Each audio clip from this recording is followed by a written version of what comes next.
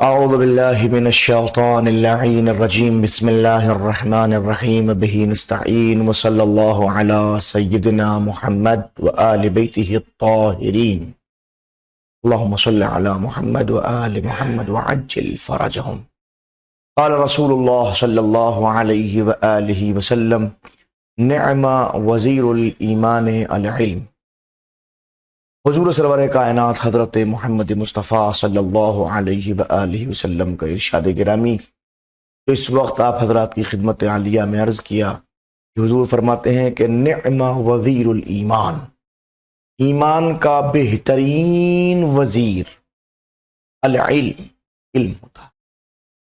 دیکھیے اس کائنات میں اگر ایک انسان کامیاب و کامرانی چاہتا ہے تو اس کے لیے با ایمان ہونا بہت ضروری ہے.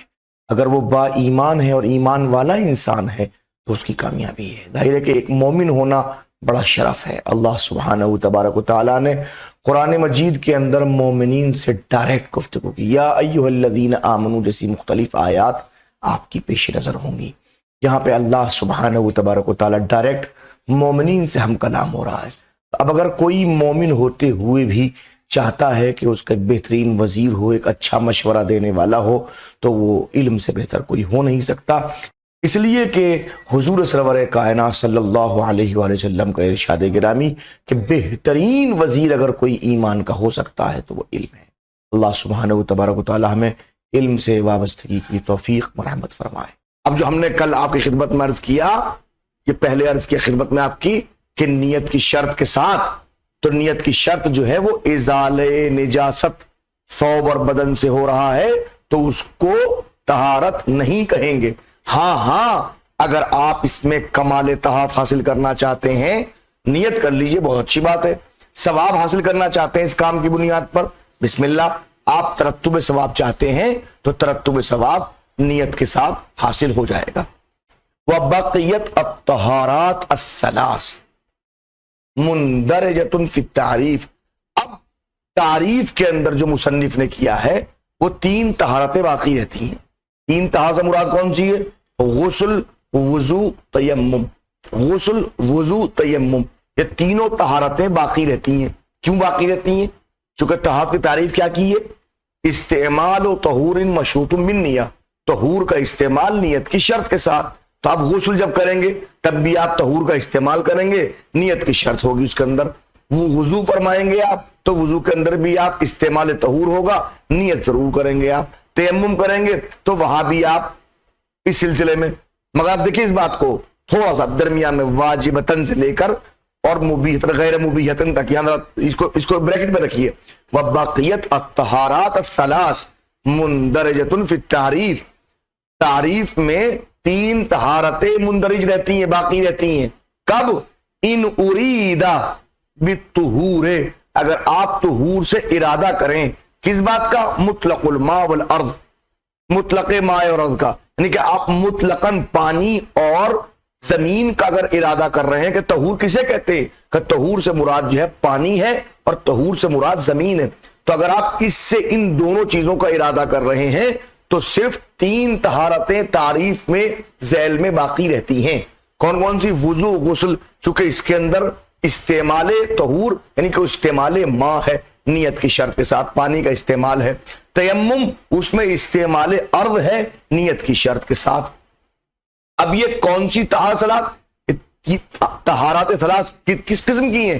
اب اس کی انہوں نے دو قسم بیان کی، یا تو واجب ہوں گی یا مندوب ہوں گی. یعنی کہ غسل واجب ہوگا یا غسل مستحب ہوگا. دو صورتیں سامنے آ رہی سامنے، وضو واجب ہوگا یا مستحب ہوگا، تیمم یا واجب ہوگا یا مستحب ہوگا. ایک بات مبیحتن وغیر مبیحہ، دوسری کیفیت ان کی یہ رہے گی چاہے وہ مبیح نماز ہو چاہے مبیح نماز نہ ہو. تو کیا ایسا غسل بھی ہے جس غسل کرنے کے بعد آپ نماز نہیں پڑھ سکتے؟ ہاں، کسی انسان کے اوپر غسل جنابت واجب ہو جائے اور وہ غسل جمعہ کر لے، فرض کیجئے، تو غسل جمعہ کرنے کے بعد میں وہ نماز نہیں پڑھ سکتا، اس لیے کہ اس نے غسل جنابت کی نیت نہیں کی ہے. ٹھیک ہے نا؟ ایسے ہی وضو ہے، نماز کے دخول کے بعد وضو واجب ہو گیا، آپ نے کہا وضو کرتا ہوں سنت قربت اللہ یا مستحب قربت اللہ، تو مستحب وضو سے آپ نماز واجب ادا نہیں کر سکتے، وہ مبیح صلاۃ نہیں ہو سکتا. اور ایسے ہی اگر آپ تسلیم کریں، اس بات کو مانیں کہ تیمم بھی اس طرح سے ہو سکتا ہے۔ تو ٹھیک ہے نا، تو وہ باقیت الطہارات الثلاث مندرجہ فی التعریف، 3 طہارتیں تعریف کے ذیل میں باقی رہتی ہیں۔ کون کون سی؟ واجبتاً و مندوباً، چاہے وہ واجب ہو چاہے مندوب ہو، مبیحتاً و غیر مبیحہ، چاہے مبیح ہو یا غیر مبیح ہو، ان ارید بالطہور مطلق الماء والارض، اگر آپ نے طہور سے مطلق ماء اور مطلق ارض کا ارادہ کیا ہو، کما ہوا الظاہر، شارح فرمائے جیسے کہ ظاہر بھی ہو رہا ہے کہ مصنف نے اسی طرح سے یعنی کہ لفظ طہور سے مطلق ماء اور مطلق ارض ہی کا اشارہ فرمایا ہے۔ اب دیکھیں اس طریقے سے آپ یہ طہارات ثلاث، 3 طہارتیں یا واجب ہوں گی یا مستحب ہوں گی، اس طریقے اگر آپ 3 کو 2 سے ضرب دے دیں تو 3 دونی 6، تو اس کا مطلب کل 6 قسمیں سامنے آتی ہیں۔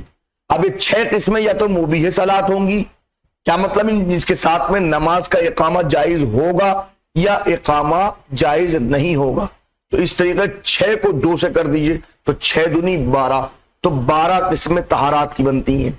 اب ٹھیک ہے نا، اب کچھ وہ ہے جو طہارات صلاۃ میں مبیح صلاۃ ہوں، جسے غسل جنابت دخول وقت صلاۃ کے بعد وقت نماز داخل ہو گیا، اس وقت غسل جنابت واجب ہے، مبیح صلاۃ بھی ہے۔ وضو بعد دخول وقت صلاۃ، وقت صلاۃ داخل ہو گیا، نماز کا وقت داخل ہو گیا، اس وقت وضو کرنا واجب بھی ہے، مبیح صلاۃ بھی ہے۔ تیمم آخر وقت میں جو عذر رکھتے ہیں ان کے لیے، بالکل آخر، کسی کو پانی نہیں مل رہا ہے تو آخر وقت میں تیمم کو اتنی ہو سکتا ہے پانی مل جائے، پانی آ جائے، تو اس وقت جب آخری وقت ہو اور تیمم کے علاوہ کوئی آپشن نہ ہو تو یہ تیمم واجب بھی ہے، مبیح صلاۃ بھی ہے۔ 3 صورتیں ہو گئیں۔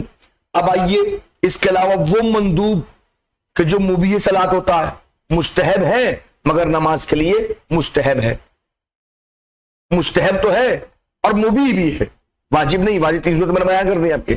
اب 3 صورتیں وہ کہ جو مستحب ہے مگر مبیح صلاۃ ہے، جیسے غسل جنابت وقت صلاۃ کے داخل ہونے سے پہلے۔ فرض کیجئے آپ ابھی سو گئے 9 بجے اور آپ سوتے ہوئے آپ کو احتلام ہو گیا، نماز کا وقت کب ہوگا؟ نماز کا وقت ہوگا دوپہر میں ظہر کے وقت پہ 12:15 بجے فرض کیجئے۔ اب آپ اسی وقت جا رہے ہیں غسل جنابت کرنے کے لیے، تو غسل جنابت کر رہے ہیں، یہ بالکل ٹھیک ہے، چونکہ نماز کا وقت داخل نہیں ہوا تو اس وقت یہ مبیح صلاۃ تو ہے مگر مستحب ہے۔ دیکھیں غسل واجب ہے، بات سمجھے گا، لیکن یہ مستحب ہے اس وقت مگر مبیح صلاۃ ہے۔ ایسے ہی اس منزل کے اوپر اگر آپ آگے بڑھیں، وضو اگر کوئی سنت کی نیت سے کرے وقت صلاۃ سے پہلے، آپ 12:15 بجے نماز ہوتی ہے، آپ 12 بجے گئے کہ میں وضو کرتا ہوں سنت قربت اللہ، تو مستحب ہے، مبیح صلاۃ بھی ہے۔ تیمم ذوی الاعذار کے لیے جس کو عذر موجود ہے مگر وقت صلاۃ سے پہلے، نماز مستحبی کے لیے تو جائز اس کے لیے، ٹھیک ہے نا۔ اب اس صورت میں 6 صورتیں وہ بھی ہوتی ہیں کہ جہاں پہ مندوب ہوتا ہے مگر غیر مبیح صلاۃ ہوتا ہے، جیسے مختلف اغسال مندوبہ، مستحب اغسال جتنے بھی ہوتے ہیں جن کے ساتھ نماز کا پڑھنا جائز نہیں ہو سکتا، یا ایک عورت کا جو حائضہ ہے وہ ذکر کے لیے وضو کرنا چاہتی ہے تو وہ مستحب تو ہے مگر غیر مبیح صلاۃ ہے۔ ایسے ہی وہ تیمم جو غسل جمعہ کے بدلے میں انسان کر رہا ہے، کچھ لوگوں نے کہا کہ غسل جمعہ اگر نہیں کر سکتے آپ تو اس کے بدلے میں تیمم کر لیجیے، آپ کچھ لوگوں نے کہا ہے تو مان لیے، تو یہ مبیح نہیں ہے نماز کے لیے مگر مستحب ہے، کر لیجیے آپ اس طریقے سے۔ تو باقی اس طریقے سے یہ طہارت جو ہے وہ لگ بھگ 12 قسم کی باقی بچتی ہیں، جس کے اندر 6 مبیح صلاۃ ہیں، 6 مبیح صلاۃ نہیں ہے، 6 واجب ہیں اور 6 مستحب۔ بات واضح ہوئی؟ وہی نہ اذن، اور اس ہنگام میں، ففی ہے، اب اس پہ ایک اشکال وارد ہوتا ہے۔ اشکال کیا وارد ہوتا ہے انشاءاللہ اس کا بعد میں۔ وصلی اللہ علی محمد و آل بیتہ الطاہرین۔